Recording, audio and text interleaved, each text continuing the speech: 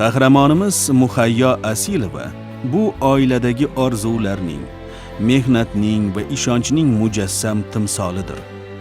U tibbiyot fanlari doktori, oliy toifali shifokor sifatida nafaqat bemorlarni davolaydi, balki shifokorlik madaniyatini, mas'uliyatni, insonparvarlikni ham targ'ib qiladi. Yangi O'zbekistonning zamonaviy tibbiyoti yo'lidagi uning fidokorona mehnatlari o'z bahosini oldi. Muhayyo Asilova birinchi darajali salomatlik ordeni sohibi bo'ldi. Bu mukofot nafaqat shaxsiy yutuq, balki ota-ona orzusining amalga oshganini anglatadi. Adam rahmatli doktor bo'lasan deb 7-sinfdan boshlab tayyorlardilar. Birinchi botanikani o'qiysan, keyin zoologiyani o'qiysan, keyin anatomiyani, biologiyani o'qiysan deb qancha savol bersa, shuncha savoliga javob berardik-da. 4 yil davomida bizani tayyorlardilar. Ayniqsa biologiyaga ko'p e'tibor berganlar. Biologiya bilan ximiyadan. Bilimga, o'qishga juda ham e'tiborlari kuchli bo'lganda, hamma oliy ma'lumot bo'lasanlar, xudo xolasa man tirik ekanman, o'qiysizlar dedilar.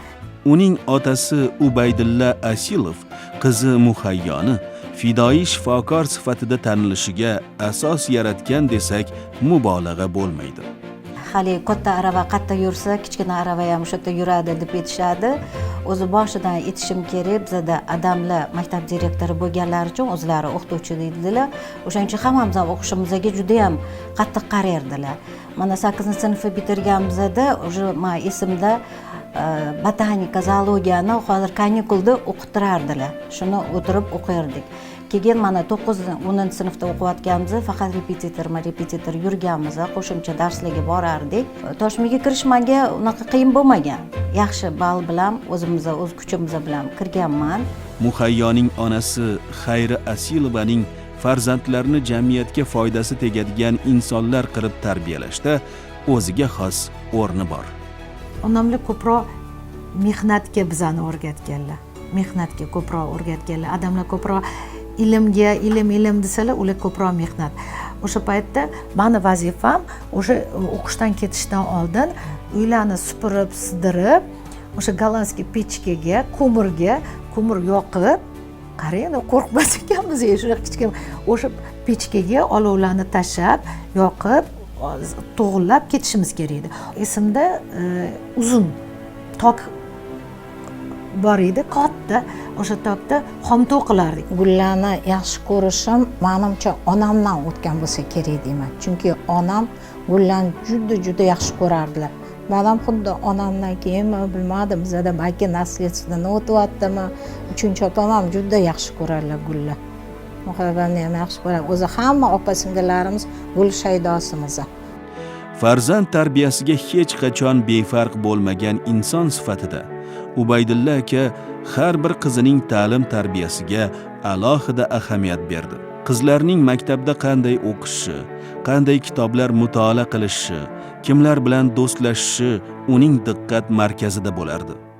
Adam shunaqa mehribon edilar. Biz institutga kirayotgan paytimizda ertalab o'sha 5 da uyg'otardilar-da, uyg'otib choylarimizni tayyorlab qo'yardilar. Qizim birinchi choy ichib olgan, keyin yana tayyorlarsan dirdilar-da. Va shomollab qolmagin, ustlarimizni yopib qo'yib, qizim, ishqib kasal bo'lib qolmagin, yana ertaga yana imtihoning bor deb bizdan ham ko'proq ular hayajonda переживать qilardilar.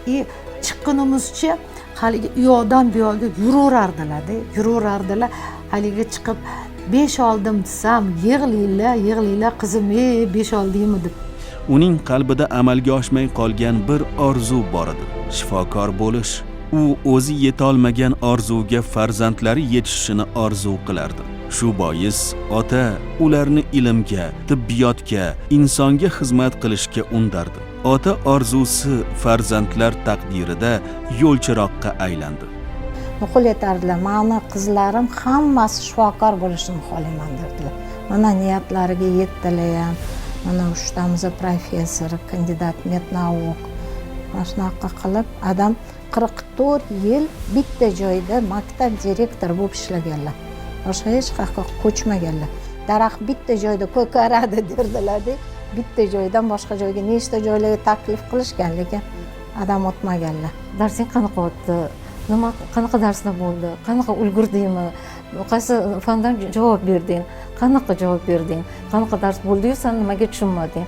Hatto men institutda o'qiganimda ham esimda, odamlar o'zlari tarixchi bo'lganlar-da, tarixdan tushunmagan narsalarimni odamlar shunaqangi tushunarli qilib aytib berardilarki, domla so'rasalar, men shuni aytib bersam, ular ham voy juda yaxshi javob berding, juda ma'nili, to'g'ri aytding deb tarixdan, politikonomiyalardan hatto imtihonga shunday avtomatik o'tgandim.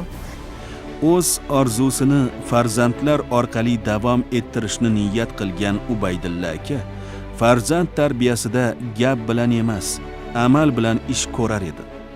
U qizlarining iste'dodiga ishondi va shu ishonchni mustahkam poydevorga aylantirish uchun bor imkoniyatini safarbar qildi. Repetitorlar, qo'shimcha mashg'ulotlar, kechki mutolaalar, bularning barchasi tasodif emas, aniq maqsad sari qo'yilgan qadamlar edi. Umid bilan suqilgan tayoq bir kun berar meva-yu yaproq deganlaridek, bugun Asilovlar oilasi nafaqat o'z yaqinlari, balki butun jamiyat uchun faxrlanadigan natijalarga erishdi. Yoshligimdan men to'g'risini aytaman, akusherstvoga juda ham qiziqardim. Chaqaloq tug'ilgandan keyin qanaqa xursand bo'lganini, shuni ko'rib juda ham hali qanaqadir ichimdan 4-kursdan bu kasbni juda ham xohlaganman. Bu kasb oson emas, aytishadi-yu, homilador ayol ikkita dunyo orasida turadi deb. Bilasizmi, odamlar bizani tarbiyamiz bilan shug'ullangan bo'lsalar, bizani o'qishimizga katta e'tibor bergan bo'lsalar, onamlar bizani sog'lig'imiz bilan biz lekin hech qaysimiz eslolmayman, birortasini kasal bo'lib uzoqroq yotib qolganimizni-da. Odamlarning, onamlarning bir-biriga mehribonligi, akilligi, bolalarga juda ham e'tiborliligi menimcha juda katta bizga ta'sir qilgan bo'lsa kerak. Bu xonadonda tarbiya topgan farzandlar ilm, fan va tibbiyot sohasida yuksak marralarni zabt etdi. Shohidaxon Abdumajidova tibbiyot bo'yicha fan doktori. Uning ilmiy ishlari, amaliy faoliyati ko'plab insonlar salomatligiga xizmat qilmoqda. Biz anaqalarga konferensiyalarga boramiz. Moskvada, Leningradda bo'lgan konferensiyalarda ham ishtirok etdim. U yerdagi doktorlar bilan suhbatlashganda, ularning dokladlarini eshitganda, ma'ruzalarni eshitganda, ular qilayotgan ishlarni ko'rganda, bizadagi qilinayotgan tekshirishlar, ilmiy tekshirishlar, kasallarga yondashuvlar ularnikidan hech qanaqa farq bo'lmaydi. Ortiq bo'lsa ortiqki, lekin kam emas. Saodatxon Asilova ham tibbiyot fanlari doktori sifatida o'z yo'lini topgan.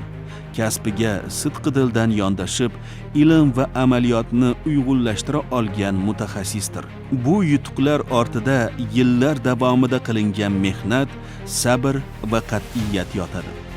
Malika Asilova shifokor gepatolog sifatida inson jigar salomatligini asrash yo'lida xizmat qilmoqda. Muyassar Nazirova ginekolog, tibbiyot fanlari nomzodi. Rahmatli otamlar juda ham xohlardilar bizda mana shu kandidatskiy, doktorskiy qilishimizni. Qanaqadir bitta katta opamlar boshlaganlar, ulardan keyin menga ham boshida men yo'q, faqat praktik doktor bo'laman deganimda, yo'q, senga kerak shu narsa. Keyin o'sha yoshing katta bo'lgandan keyin achinasan deyishganda, o'shaning uchun men ham praktikani, ham ilmiy ishni birga olib borganman. Doktoranturaga kirmaganman. Soiskatelь bo'lib o'sha paytda olib borib 2005-yilda kandidatskiy qilganman. Sharoit yaratib berishganki, shuni qilganman. Ular uchun tibbiyot shunchaki kasb emas, bu hayot mazmuni, insonga xizmat qilish yo'lidir. Oilaning yagona o'g'il farzandi Shavkatjon Asilov esa tadbirkorlik yo'lini tanladi.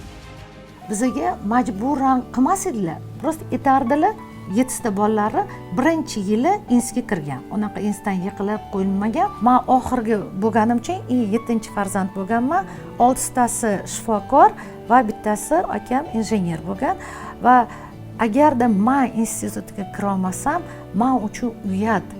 Men uchun shunchalik uyat bo'ladi.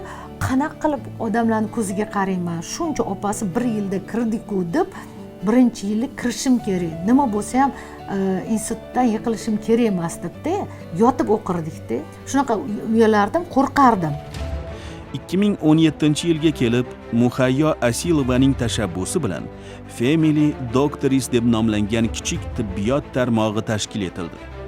Bu shunchaki yangi tibbiyot muassasasi emas, yillar davomida yig'ilgan tajribaning, oilaviy birlikning va inson salomatligiga bo'lgan sadoqatning amaliy ifodasi edi. Institutni bitirgandan keyin o'tirardikda, hammamiz doktorimiz-yu bitta klinika ochmaymiz deb o'sha paytdan yetardik. Yillar davomida, necha yil o'ylang, ancha. Keyin biz 17-yil shunaqa 200 kvadratli kichkina domitiyda ochgan edik buni. U keyin yotadigan joylari yo'q edi, kichkina joy edi. Va buni ko'pchilik kasallar kelib, yotadigan ham ochinglar. Mana undan tashqari mana ginekolog, endokrin unaqalar bor, kengaytiringlar. O'ta faqat fibroskan o'zi 2-3 ta doktor edi-da.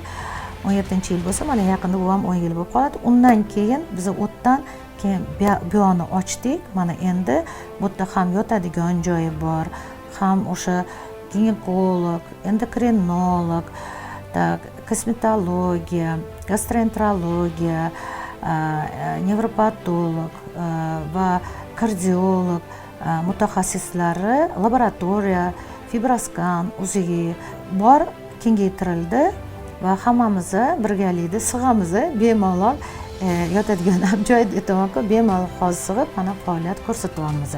Shu klinikani ochdik, hammamiz birgalikda ahil bo'lib ishlayapmiz. Nima deydi? Mana hozir siz aytyapsiz-ku, nega hammanglar yosh ko'rinasizlar deb. Yosh ko'rinishi sababi menimcha mana ishga kelganingizda xursand bo'lib kelsangiz, masalan kelganingizda o'zingizni yaqinlaringizni ko'rib yana bitta xursand bo'lasiz.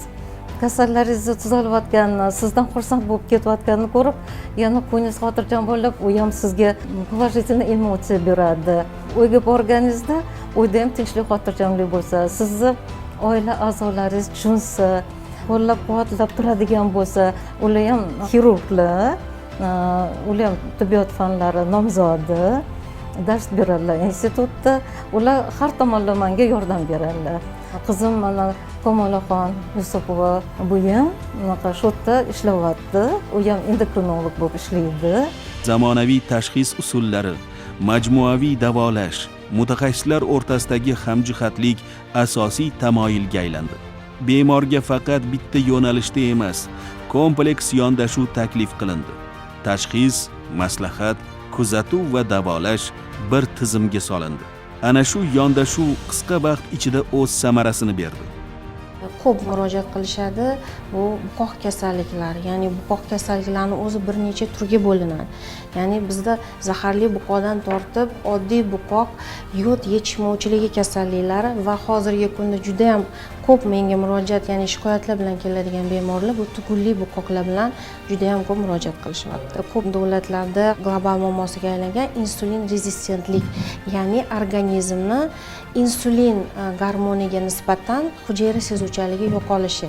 Mana shu tufayli juda ham ko'p ortidan juda ham ko'p kasalliklarni yetaklab kelishi, yod yetishmovchiligidan kelib chiqqan buqoqdan to qandli diabet 2-tip to bepushtlikkacha kelib chiqqan bemorlar juda ko'p murojaat qilishyapti. Mijozlar soni oshib bordi.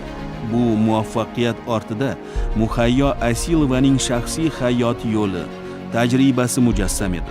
Nega deganda, u 2003-yildan boshlab virusologiya ilmiy tekshirish institutida faoliyat yuritgan edi. 88-yil tibbiyot pediatriya institutini bitirganman va bizda shu Labzeda 4-infeksion yuqumli kasalliklar shifoxonasi bor edi. 92-yil u kasalxona yopilgan va ko'pchilik jamoamiz bilan shu institut virusologiyaga endi ochilgan edi. 96-yil kirib kelganman. 2009-yildan to 24-yilgacha o'sha institut virusologiyada bosh shifokor bo'lib ishladim. Klinikani 2-shahar yuqumli kasalliklar shifoxonasini virusologiya institutiga qo'shilgandan men juda ham xursandman. O'shanda men kandidat edim. Keyin doktorlik himoyasini qildim. Bu yerda oddiy shifokorlikdan tortib bosh shifokorlik lavozimigacha bo'lgan murakkab va mas'uliyatli yo'lni bosib o'tdi. Sanpi 88-yil katta zal, hamma bitiruvchilar turibdi. Menga nima bo'lasan desa, shu infeksionist bo'lmoqchiman deb o'sha 4-yuqumli bolalar shifoxonasi bor edi. 88-yildan o'sha 92-yilgacha o'sha yerda ishlaganman va u yer bekitilgandan, yopilgandan keyin va taqdir taqozosi bilan shu Yunusobod bolnitsasi ochilgan. Yaqinda mana vaholanki keyingi yil ochilganiga 30 yil bo'lar ekan. Bu yillar unga nafaqat kasbiy mahorat, balki boshqaruv, jamoa bilan ishlash, og'ir qarorlar qabul qilish tajribasini ham berdi. Ustozim Inoyatova Flora Ilyasovna bo'lganlar, tibbiyot fanlari doktorini himoyalashda Erkin Sakich menga domlalik qilganlar. Ilmiy ishda ham yonimda turib, meni qo'llab-quvvatlab, ular bilan 15 yil birga ishlaganmiz. Hech esimdan chiqmaydi. Erkin Sakich aytadilar, senga mana shu kasalxonani beryapmiz, o'zing boshqarib turasan, men endi butun vaqtimni ilmiy ishlarga o'zimni bag'ishlayman, sarflayman. Chunki bu bilan bu hozir meni vaqtimni ko'p olib qo'yadi degan edilar.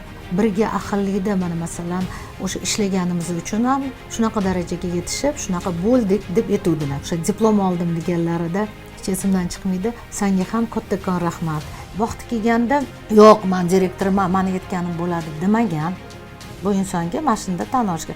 Yo'q, sen bu sohada ko'p bilasan. Nima desam, mana qilamizmi, qilmaymizmi? Yo'q, bor, men o'zim bilganimni qilaman demagan. O'shuning uchun ham o'ylaymanki, ahil bo'lgani uchun, birga ishlaganimiz uchun haqiqatan ko'p narsaga o'sha ilmiy sohada ham, amaliy sohada ham erishilgan deb o'ylayman. 2020-yil butun dunyo uchun sinovli davr bo'ldi. Koronavirus. Ana shu og'ir kunlarda Muhayyo Asilova rahbarligida Virusologiya instituti jamoasi haqiqiy jasorat namunasini ko'rsatdi. Bu oson kechmadi. Kun bilan tunning farqi qolmagan, uyqu unutilgan, shaxsiy hayot ikkinchi o'ringa surilgan damlar edi. Shifokorlar, hamshiralar, laboratoriya xodimlari o'z jonlarini xavf ostiga qo'yib ishlashdi.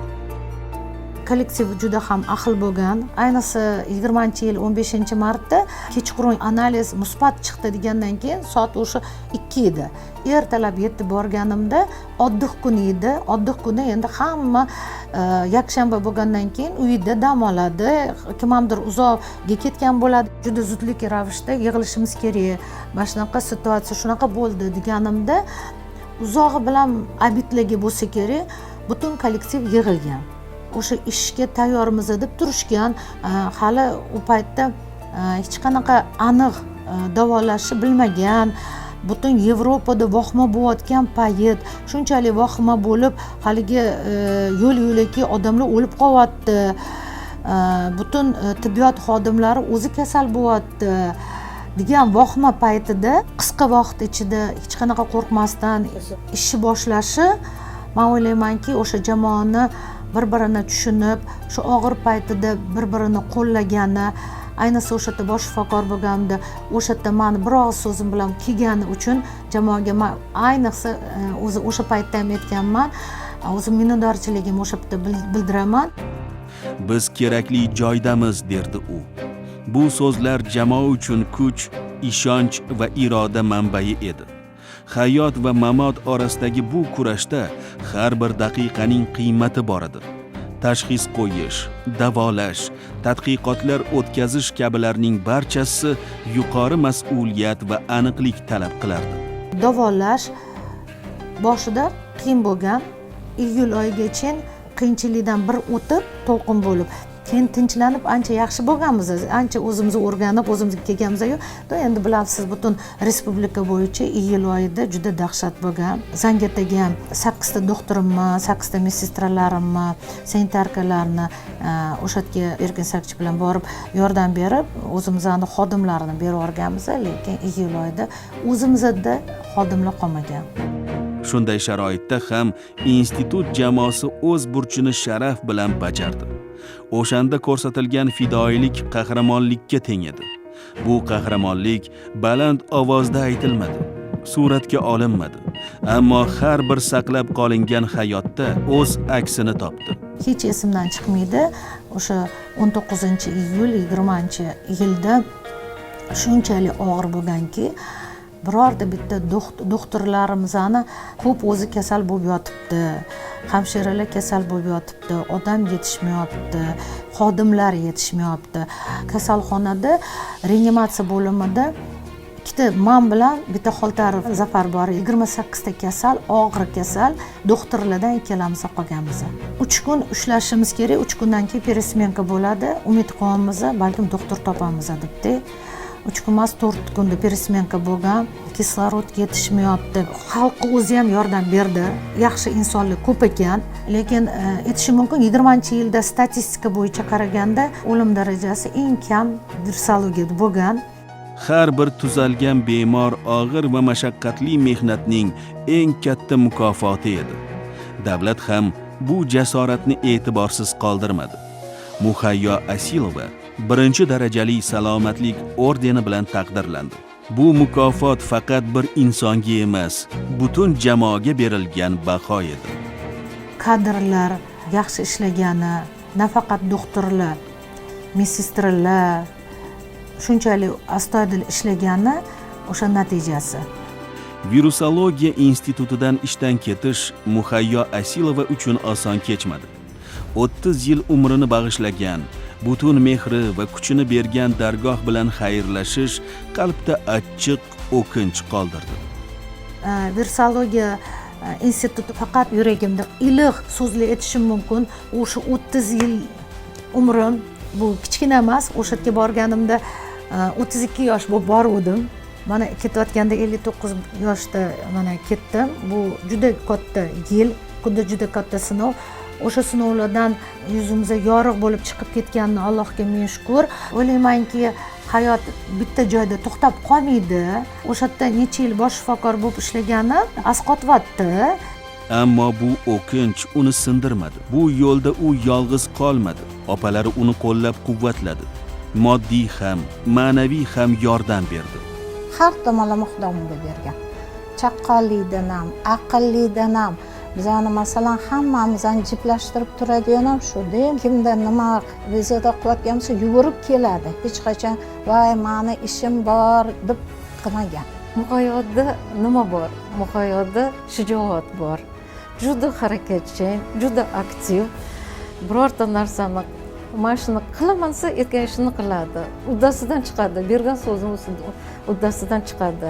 Rahbar sifatida, lekin qattiqqo'l Muhayyo opa-singil bo'lishingizga qaramasdan bizdan ham talab qiladi hamma narsani. Yoshligida Muhayyo juda ham o'jar edi. Bitta narsa ish qiladigan bo'lsa, oxirigacha qilardi hamma narsani. Masalan, men bitta narsaga qilsammikin, qilmasammikin deb o'ylasam, u hech qachon kalibratsiya qilmas edi. Bo'ldi, shuni o'yladingmi, shuni qilamiz, yur deb boshlab ketardi. Lekin biz hammamiz to'g'ri tushunamiz uni, chunki shunda klinikani ushlab turishi o'zi bo'lmaydi. Hamma narsani kelishib, to'g'ri qabul qilib, birga hammamiz birorta narsa muammo bo'lsa, birgalikda yechimini hal qilishga harakat qilamiz. Men mana oyijonimlarga kelin bo'lganimga, mana 20 yil bo'layotgan bo'lsa, men bulardan juda ham ko'p narsa o'rgandim. Sabrli bo'lishi, kuchli bo'lishi, irodali bo'lishi, hamma narsani oyijonimlardan o'rgandim, chunki 18 yoshimda kelin bo'lib kelganman. Aytardilar, meni kelinim hamma narsada bo'lish kerak. O'zlariga o'xshashga harakat qilaman-da. Farzandlarimni tarbiyasida ham oyijonim bilan katta yordam beradilar. Hamma narsani shu oilada topdim. Bugun Muhayyo Asilova boshchilik qilayotgan oilaviy klinikada bir vaqtning o'zida kasb, tajriba va oilaviy mehr uyg'unlashgan. Bu yerda opa-singillar yelkama-yelka turib ishlaydi. Har biri o'z sohasida yillar davomida to'plagan katta tibbiy tajribasini bemorlarga bag'ishlamoqda. Bu hamjihatlik klinikaning eng katta ustunliklaridan biriga aylangan. Bemor klinika eshigidan kirib kelganda, u faqat muolaja emas, ishonch va xotirjamlik ham topadi. chunki bu yerda har bir shifokor bemor dardiga o'z dardidek yondashadi. Opa-singillarning hamjihatligi, bir-birini so'zsiz tushunishi davolash jarayonida ham yaxlit tizimni yaratdi.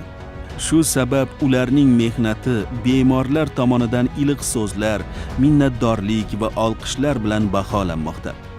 Hozirgi kunda oilaviy klinikada 25 nafar xodim faoliyat yuritmoqda.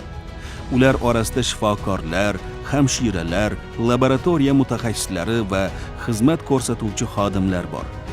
Har biri o'z ishiga mas'uliyat bilan yondashib, umumiy maqsad inson salomatligiga xizmat qilish yo'lida mehnat qilmoqda.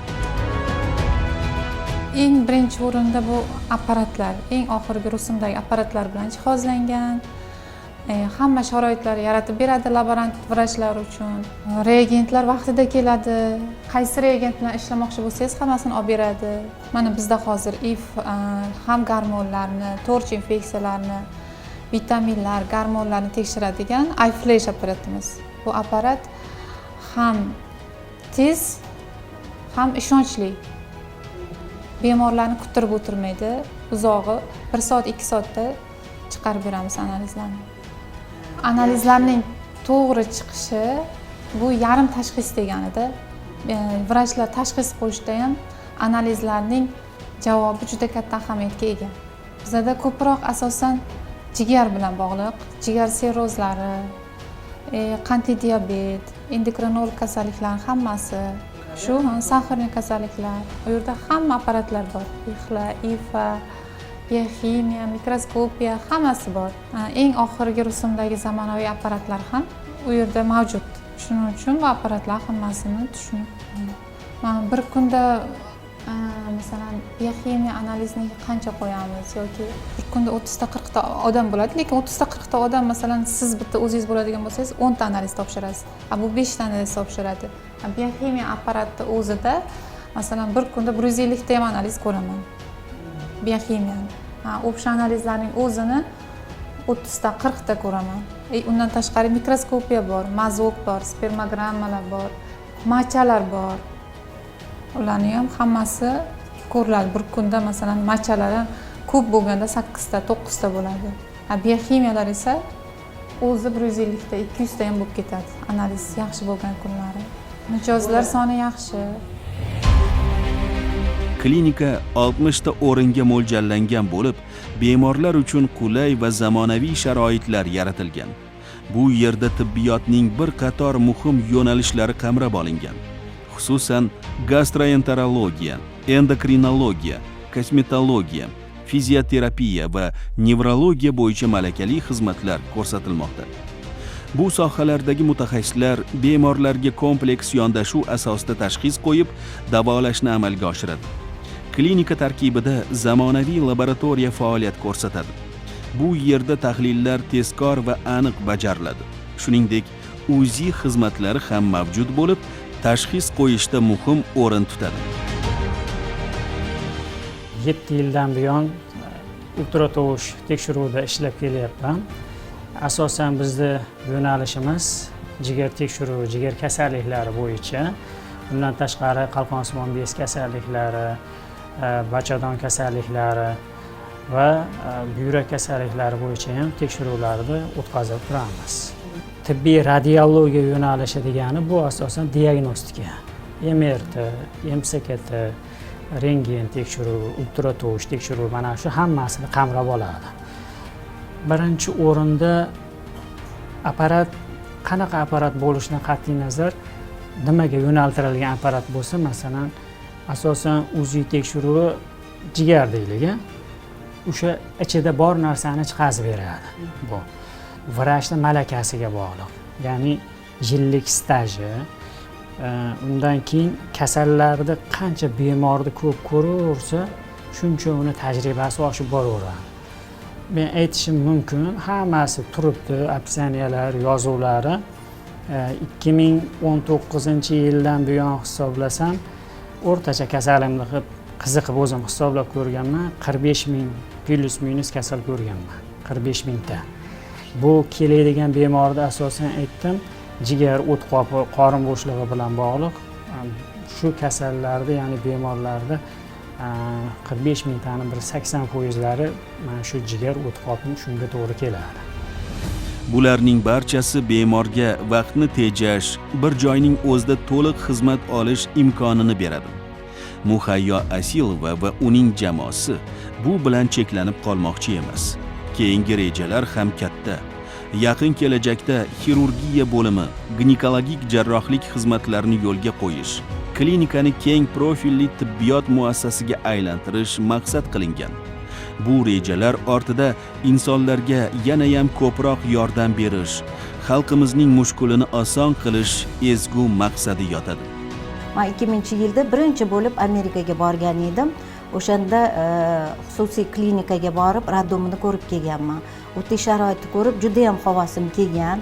O'shaning uchun bizda ham shunaqa klinikalar ochilsin degan niyatda sekin asta bo'ldi.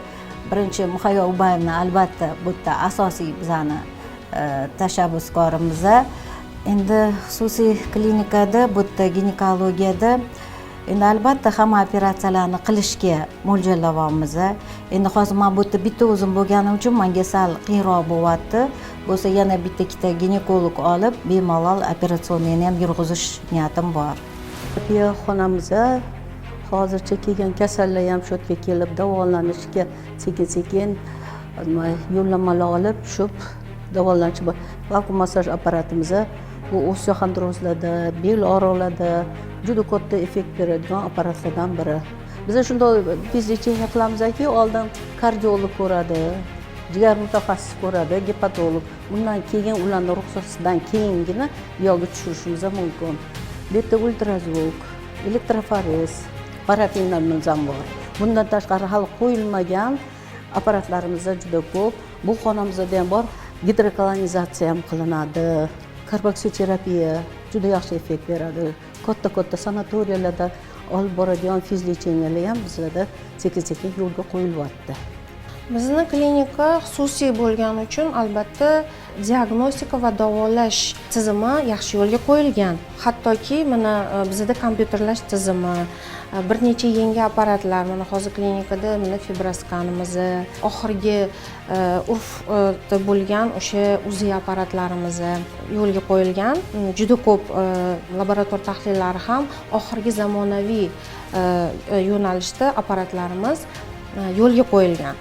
Davolash va kompyuterlash tizimi, programmalash tizimi, bemorlarni har bir ro'yxatdan o'tkazish to laborator tahliligacha kompyuterlashgan tizimda bizda amalga oshiriladi. Muhayyo Asilova va Asilovlar oilasi hayoti fidoyilik, mehnat va sadoqat tarixidir. Ular bir oila sifatida nafaqat o'zlariga, balki butun jamiyatga namuna bo'lishgan. Har bir qadam, har bir qaror ortida insonga xizmat qilish, ilmga sadoqat va oilaviy hamjihatlik turibdi. Bu tarixda nafaqat kasbiy muvaffaqiyat, balki insoniyatga bo'lgan mehr ham aks etgan. Muhayyo Asilova o'z umrini tibbiyotga bag'ishladi. Davlat muassasalarida va virusologiya institutidagi 30 yillik faoliyatida o'ziga xos uslubi, rahbarlik qobiliyati va insonparvarlik xislatlari bilan ajralib turdi. Oilada qaynonam yordam berganlar, opalarim ular ham menga o'sha ilmiy ishlarimda katta yordam berishgan. Lekin o'ylaymanki, u qiyinchilikni birgalikda yengamiz. Oilaviy bo'lganimizda birinchidan bir-birimizdan maslahat so'raymiz. Mana men homilador bo'lsa, jigar kasalligi bo'lsa yoki qanaqadir bitta kasallik bo'lsa, mana bunda nima qilinadi, bunda nima qilinadi deb aytiladi. Lekin yaxshi tomoni biz har kuniga ertalab kelamiz deb, hali o'zimizni внутренний 5 minutka deydi-yu, o'shanda o'tirib, hammamiz gaplashib, ertalabdan bir-birimiz bilan ko'rishamiz deb, keyin hamma xonasiga kirib ketadi, o'zini bemorlarini ko'radi. Akilligiga menimcha hech narsa yetmasa kerak. Rohatlanaman, to'g'risi, mazza qilaman. Aytaman, birga kelamiz va choy ichayotgan paytda suhbatlashamiz. Hammamiz har doim bir-birimizni qo'llab-quvvatlab turamiz. Har bir bemor uning fidoyiligi va samimiyatini his qildi. Qiyinchiliklarga qaramay, u oliy kasbiy maqsadlarga erishdi. Bu esa uning faqat shifokor sifatida emas, balki inson sifatida ham katta obro'ga erishishini ta'minladi. Xususiy klinika Muhayyo Asilova faoliyatida yangi sahifa ochdi. Bu qaror ortiqcha faoliyat uchun xalqqa xizmat qilish istagidan kelib chiqdi. Muhayyo Asilova hayoti va faoliyati shunga dalolat beradiki, inson mehnati, sadoqati va ishonchini yo'qotmas ekan, har qanday qiyinchilikni yengib, o'z orzu maqsadlariga erisha oladi.